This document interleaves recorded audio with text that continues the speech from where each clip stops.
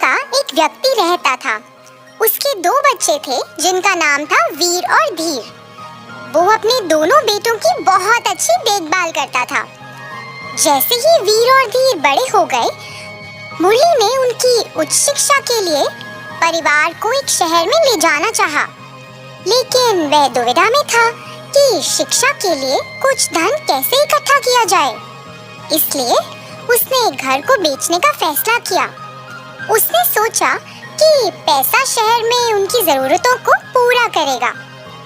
उसने तुरंत इन विचारों पर अमल किया और घर बेच दिया। अब उसे गांव में चोरों से डर था और वो पैसों को छुपाने के लिए एक सुरक्षित जगह के बारे में सोच रहा था। उसने अपने घर के पीछे एक छोटा सा गड्ढा खोदा और उसमें पैसे छिपा दिए।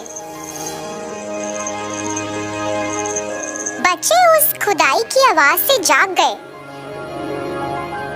वीर और धीर देख रहे थे कि उनके पिताजी आधी रात में क्या कर रहे थे। वे दरवाजे तक गए और अपने पिताजी को गड्ढे में पैसे छिपाते और फिर घर वापस जाते हुए देखा। बच्चों, क्या तुम अभी तक सोए नहीं? आप आसपास नहीं थे और हम आपको खोज रहे थे। मैं उस नकदी को छुपा रहा था जो इस घर को बेचने से आई थी। नया मालिक कुछ दिनों में आ जाएगा। आप दोनों अपना सामान बांध लो। अब तुम्हें आराम करने की जरूरत है। कुछ ही देर में सब सो जाते हैं। कुछ देर बाद वीर देखता है कि उसके पिता और भाई सो रहे हैं और वह धीरे धीरे छिपे हुए धन की तलाश में पिछवाड़े में चला गया। अचानक वह लड़खड़ाया। जब उसने कंधे पर कुछ महसूस किया तो उसने पाया कि वह उसका भाई है। वे वहाँ पर एक दूसरे को देखकर चौंक जाते हैं। अरे, तुम क्या कर रहे हो? अरे तुम बताओ, तुम क्या कर रहे हो? मैं पिताजी द्वारा छिपाए गए धन की खोज कर रहा था। हाँ, मैं भी। ओह अच्छा, फिर एक साथ खोजते हैं। उन्हें रात में छिपी हुई जगह नहीं मिली। वे अपने पिता के जागने से पहले सुबह उस जगह का पता लगाने का फैसला करते हैं। उन्होंने पैसे मिलने पर उसे समान भागों में बांटने की सहमति जताई। इस दौरान मुरली अचानक उठा और उसने देखा कि उसके बच्चे बिस्तर से गायब हैं। वे उनकी तलाश में आया और उन्हें बात करते हुए सुना। हे भगवान, मैंने हमेशा तुम बच्चों को कितने प्यार से पाला है। मैं हमेशा तुम्हारे लिए अच्छा सोचता था और तुम्हें अच्छी शिक्षा भी देना चाहता था, लेकिन तुमने अपने ही पिता को धोखा देना चाहा। मुझे इन दोनों को सबक सिखाने की जरूरत है। अपने बच्चों को सोने के लिए आते देख मुरली भी सोने चला गया, लेकिन वह अपने बच्चों से बहुत निराश था जो उसे धोखा देना चाहते थे और पैसे को समान भागों में बांटना चाहते थे। मुरली बहुत दुखी था और उन्हें सबक सिखाना चाहता था। उसने तुरंत नकदी को उस जगह से हटा दिया जहां उसने उन्हें छुपाया था और गांव से चला गया। अगली सुबह वीर ने देखा कि उसके पिता घर से गायब हैं और उसने, वीर जागो, जल्दी जागो। अरे क्या हुआ? अरे ऐसा लगता है जैसे पिताजी काम के लिए गए हैं। आओ चलो और छुपे हुए पैसों की तलाश करें। वीर अपनी नींद से उठता है और अपने भाई के साथ पिछवाड़े की तरफ चलता है। पहुंचते ही उन्हें एक गड्ढा मिला जो पहले से ही खोदा गया था। अरे ऐसा लगता है कि पिताजी ने जगह खोद ली है और पहले से ही छिपे हुए गड्ढे से पैसा ले लिया है। अपने भाई की बात सुनकर वीर सोचता रहा। वे दोनों घर में भागे और अपने पिता का कोई सामान नहीं पाया, लेकिन उन्हें कमरे में हवा के साथ एक कागज फहराता हुआ मिला। जैसा कि वीर ने पत्र खोला, यह उनके पिता ने लिखा था।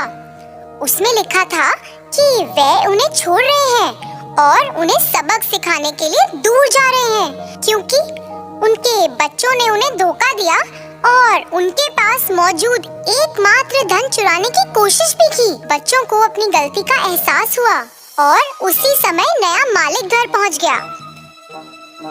उन्हें अब घर से निकलना था। क्योंकि उनकी माँ नहीं थी, मुरली ने उन्हें बहुत प्यार और दुलार से पाला, लेकिन उसके बच्चों ने उसे धोखा देने की कोशिश की और इसलिए वह दूर जाकर उन्हें सबक सिखाना चाहता था। लेकिन अब एक पिता क्या करता? तो उसने उन पर नजर रखनी शुरू की।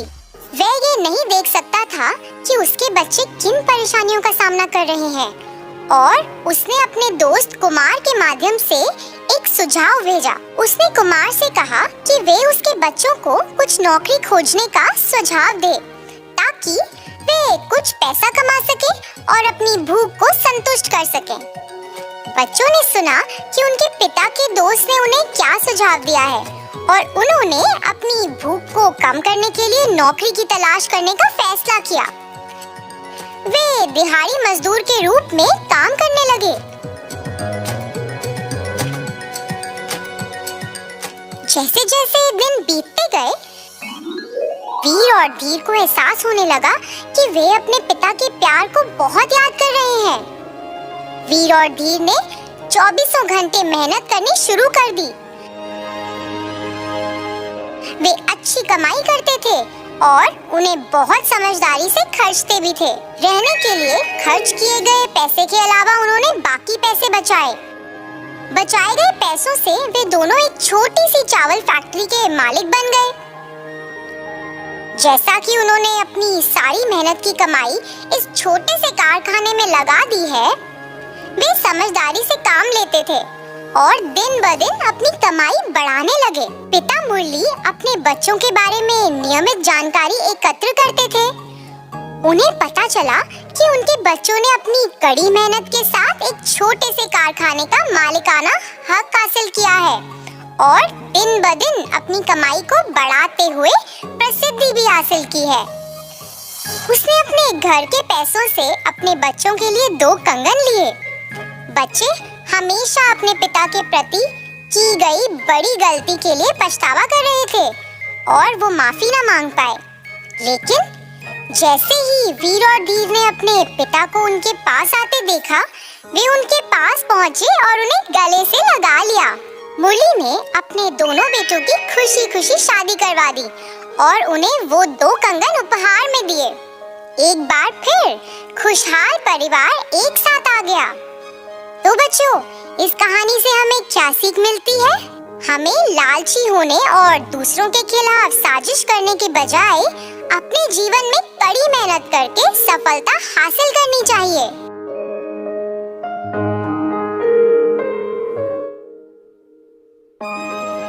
नंदेश्वर नामक एक गांव में रहता था एक आदमी किशन नामक। किशन सब्जी बेचकर अपनी रोजी रोटी कमाता था।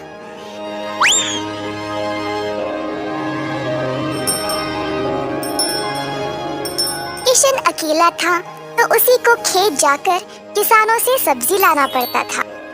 अपनी मेहनत की कमाई किशन बहुत संभाल कर जमा करता था, परंतु किशन अपनी कमाई से संतुष्ट नहीं था और कुछ अच्छा और बड़ा करना चाहता था। एक दिन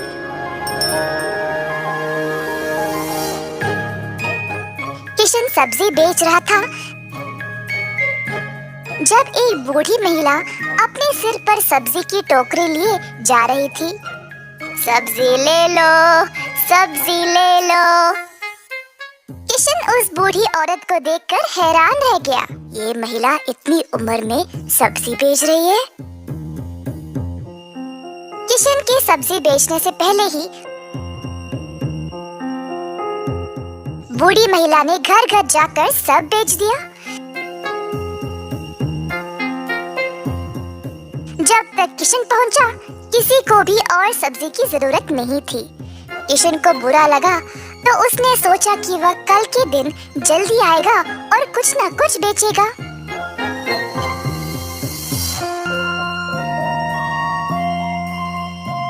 परंतु अगले दिन भी वही हुआ।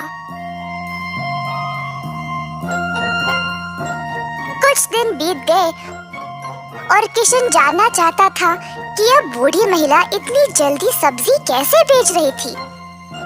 तो वह उसका पीछा करने लगा।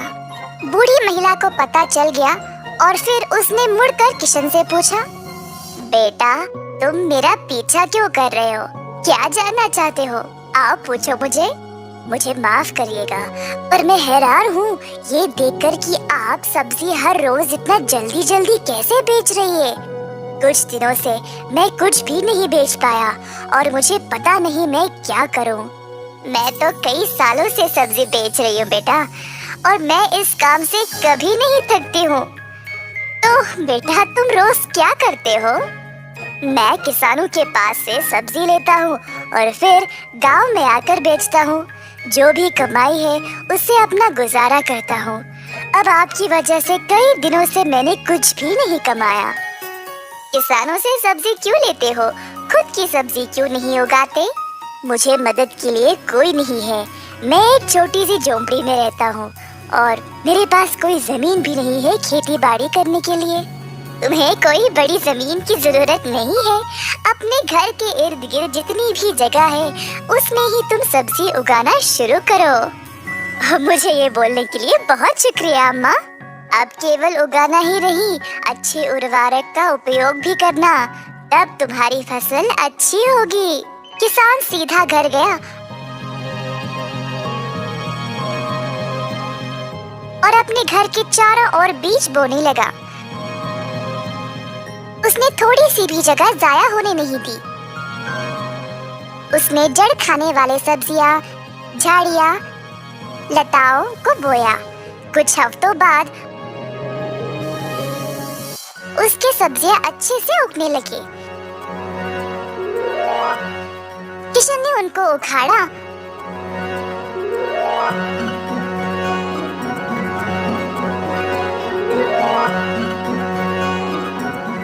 और गांव गया बेचने के लिए।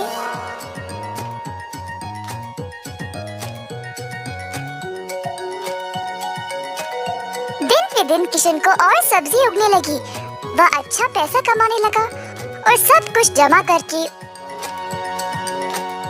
उसने अपने लिए खेती करने एक जमीन का टुकड़ा खरीदा।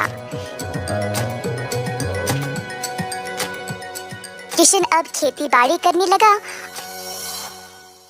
और उसकी फसल अच्छी खासी निकलने लगी। जल्द उसने एक सब्जी की दुकान खोल ली, कई तरह के सब्जियों के साथ। गांव के सारे लोगों को किशन की सब्जियां अच्छी लगने लगी और उसी के पास आने लगे सब्जी खरीदने।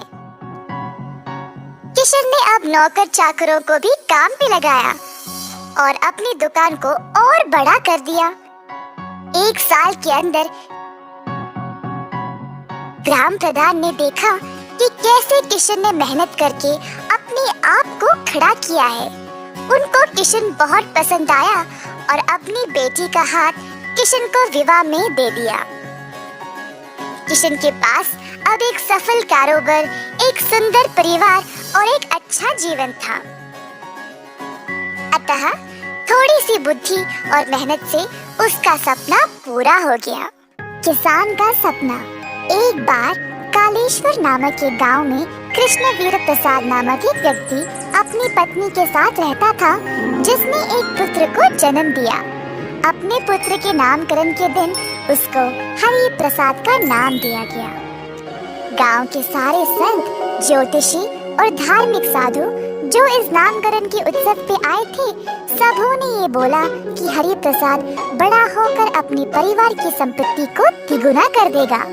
कृष्णा और उसकी पत्नी इस वरदान को लेकर बहुत प्रसन्न हो गए।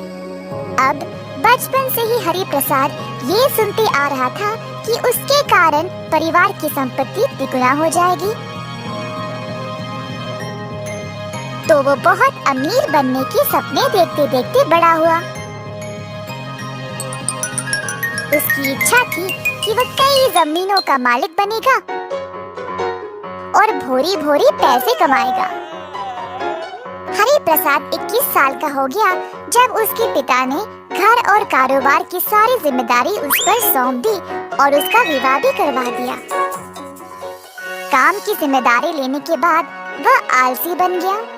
फसल की देख रेख करने के बजाय वह खेत में आराम करता था, दोस्तों के साथ गप्पे मारते हुए। इसी तरह दिन बीत गए और अंत में सब खराब हो गया।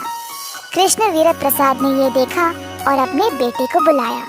हरि प्रसाद, मुझे लगा तुम उत्तम रूप से अपनी जिम्मेदारी निभाओगे और घर गृहस्थी अच्छे से संभालोगे। मैंने तुम पे विश्वास किया कि तुम मेरा नाम रखोगे, पर तुमने तो सब बर्बाद कर दिया। मुझे बहुत दुख है इस बात का। पिताजी, आप सब लोगों ने ये तो कहा था कि मेरे जन्म की वजह से इस परिवार की संपत्ति तिगुना हो जाएगी। मैंने ना आपका नाम खराब किया ना कुछ। मैं तो हर रोज समय पे खेत पे भी जाता हूँ। ओह मेरा भोला बेटा, अगर तुम दिल और दिमाग लगाकर काम करोगे तभी हमारी अच्छी फसल उगेगी ना। अगर तुम केवल खेत पर जाकर कुछ भी नहीं करोगे तो फायदा कहाँ से आएगा। अगर तुम ऐसे ही करते गए तो हमारा पैसा, खाना, धन सब खत्म हो जाएगा। अभी तो जागो और अपना कर्तव्य निभाओ। हरि प्रसाद को अपने पिताजी की बात समझ आ गई। मैंने इतने दिन बर्बाद किए, इतनी छोटी सी बात थी और मुझे समझ नहीं आया। बिना काम किए मैं परिवार की संपत्ति को तिगुना कैसे कर सकता हूँ। पिताजी, मुझे क्षमा कर दे। मुझे अपनी गलती का एहसास हो गया है और मैं ऐसा कभी नहीं करूँगा। मैं वादा करता हूँ आपसे, मेरा विश्वास करिए। हरि प्रसाद ने अपने पिताजी का आशीर्वाद लिया और चला गया।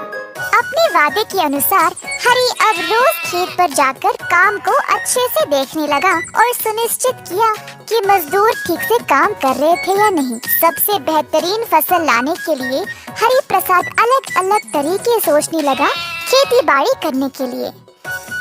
उसकी पत्नी ने उसको कठोर परिश्रम करते देख उसके लिए भोजन ले जाने लगी खेत पर। फिर उसने अपने ससुर जी के सामने भी हरि प्रसाद की बहुत प्रशंसा की। जब पिताजी ने भी ध्यान दिया तो उन्होंने भी अपनी तरफ से खेती के लिए बेहतर मशीनों का प्रबंध किया।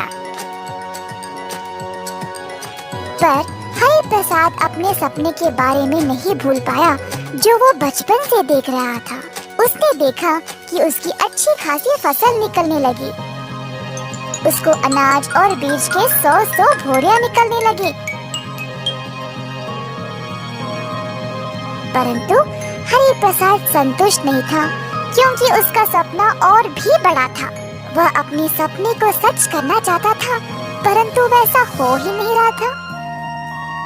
हालांकि बाकी के लोग तो बहुत खुश थे। हरि प्रसाद से बात करने गए पर वो खुश ही नहीं था। उसके पिताजी की प्रशंसा भी काफी नहीं थी उसका मन बदलने के लिए। हरि प्रसाद बेटा, जरा देखो सब कितने खुश हैं। पर तुम इतने उदास क्यों हो? पिताजी, मैं अभी भी संतुष्ट नहीं हूँ। मेरा सपना कुछ अलग था, इससे भी बड़ा। मैं खुश हूँ ही नहीं। हरि प्रसाद, जितना भी हमारे पास है उससे हम सब खुश हैं। तुम कुछ ज्यादा ही प्राप्त करना चाह रहे हो। हमारी फसल बहुत अच्छी है अभी। अपनी उम्मीदें इतना भी मत बढ़ाओ, नहीं तो जो है उसको भी खो दोगे। परंतु हरि प्रसाद वैसा ही रहा। वह और धन कमाने की कोशिश करता गया और 10 गुण ज्यादा धनवान भी बन गया। सबको दिख रहा था कि हरि प्रसाद ने अपने सपने को पूरा किया था, पर इस बात का एहसास खुद हरि प्रसाद को ही नहीं था। अब क्योंकि वह अपनी कमाई से खुश नहीं था, वह अपने परिवार के साथ कभी भी समय बिता नहीं पाया और जीवन भर असंतुष्ट ही रहा। जादुई घड़ा। एक गांव में चंद्रा नामक एक आदमी रहता था। वह एक अमीर परिवार से था, परंतु उसने अपने परिवार की सारी संपत्ति खो दी। इस नुकसान के कारण वह अपने गांव के पास वाली जमीन पर अपने परिवार के साथ बस गया, जहां वो खुद सब्जी उगाता था।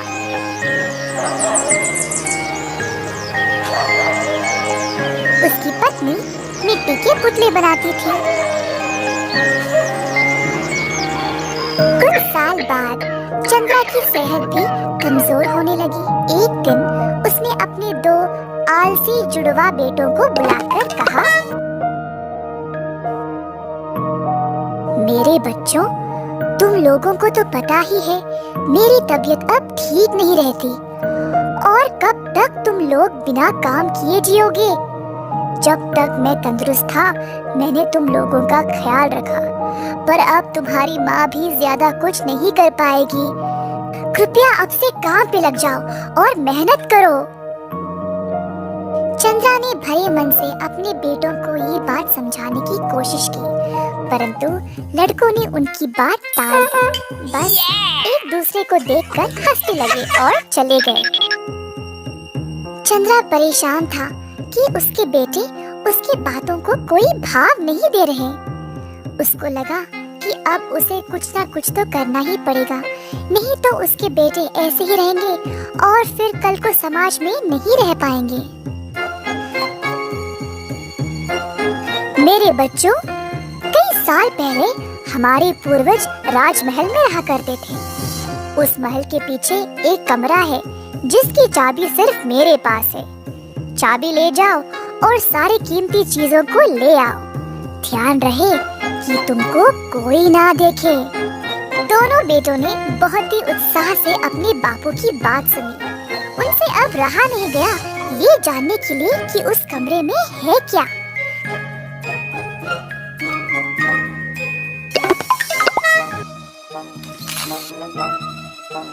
जब वे वहां पहुंचे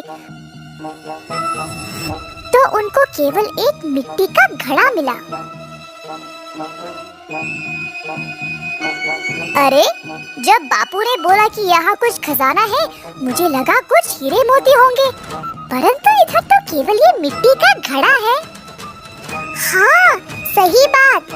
अब क्या करें? वैसे भी हम इतनी दूर आए हैं, चलो इसी को ले जाते हैं।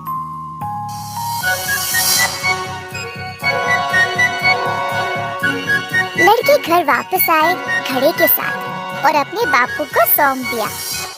ये मिट्टी का घड़ा बहुत ही अनोखा है। मुझे इसका जादू नहीं पता, परंतु ये घड़ा तुम लोगों का जीवन ही बदल डालेगा, इतना तो पक्का पता है मुझे। लड़कों ने बापू की बात ध्यान से सुनी और अंदाजा लगाने लगे कि इस घड़े का इस्तेमाल कैसे करें। बहुत कोशिश की, परंतु इस घड़े का जादू समझ नहीं पाए। कुछ दिनों बाद छोटे बेटे ने एक फूल उखाड़ा, सूंघा और फिर नीचे फेंक दिया। फूल उस घड़े में गिर पड़ा। पास में बड़ा बेटा पौधों को पानी दे रहा था, तो अचानक से उसने देखा कि वो घड़ा फूलों से भरा हुआ था। क्या? पानी डालने पर इतने सारे फूल खिल उठे? चलो हम इनको बेच के खूब पैसे कमाएंगे। दोनों बेटे बाजार गए और सारे फूल बेच दिए। अपनी कमाई लेकर घर वापस आ गए। जब उनको घड़े की विशेषता का एहसास हुआ तो वे बहुत खुश थे। दिन पे दिन वे घड़े का जादू का इस्तेमाल करने लगे। बहुत सारे सब्जी और फूल बेच के पैसे कमाने लगे।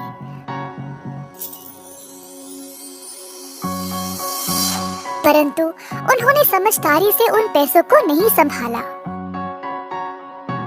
कुछ दिन और गुजर गए ऐसे ही पैसे रद्दी करते करते।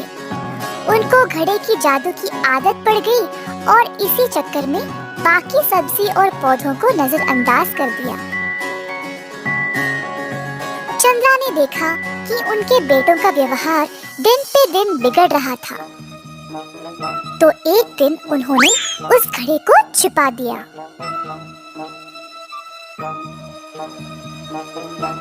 रोज की तरह दोनों बेटे घड़े को लेने आए, परंतु उनको वो मिला ही नहीं। हर जगह ढूंढा, तब भी नहीं मिला। उनको एहसास हुआ कि पैसे के बिना जीवन कितना कष्ट है, तो आखिर में वे खुद सब्जी उगाना शुरू किए। अब रोज बड़ा बेटा सब्जी उगाता था और छोटा बेटा फूलों का ध्यान रखता था। जो कुछ थोड़ा बहुत फसल निकलती थी उसको बेचकर पैसे कमाते थे। मेहनत से जो भी उनको मिलता था अब वे समझदारी से खर्च करने लगे। चंद्रा ने अपने बेटों में सकारात्मक बदलाव देखकर उनको वो जादुई घड़ा वापस कर दिया। तुम दोनों ने इस जादुई घड़े का गलत इस्तेमाल किया था। ये घड़ा तुम्हें कठिन समय में काम आएगा और इससे कमाया गया धन को सोच समझ के इस्तेमाल करना चाहिए। मैंने तुम दोनों का व्यवहार देखकर तुम्हें सीख देना चाहा था, इसीलिए मैंने ही इस घड़े को छुपाया। अब तुम लोग समझदार हो गए हो, इसीलिए तुम्हें ये वापस सौंप रहा हूँ। भविष्य में इसका उपयोग बुद्धिमानी से करना।